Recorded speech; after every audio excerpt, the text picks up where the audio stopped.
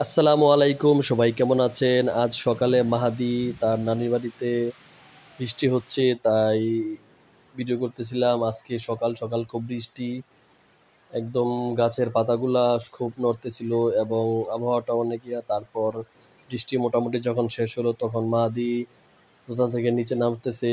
সে একটু বাইরে ঘুরতে বের হবে। বাসায় থাকতে থাকতে বোরিং হয়ে গিয়েছে, তাই একটু ঘুরতে বের হলো। সে তার আন্টির বাসায় চলে আসলো, তার আন্টির বাসায় যাবে, তাই সে অনেক খুশি। এখন সে তার মেজো আন্টির বাসায় যাইতেছে, গিয়ে তার আপুর সাথে দেখা করবে আর ওইখানে যে সে খেলা করবে, তাই জন্য সে খুব হ্যাপি। তাই তারপর ঘোরাফেরা শেষে যখন আমার বাসায় আসলাম তখন তারপরও বৃষ্টি। আজ মাহাদির নানি বাড়িতে আসলাম, শুধু বৃষ্টি আর বৃষ্টি, সারাক্ষণ শুধু বৃষ্টি দেখা।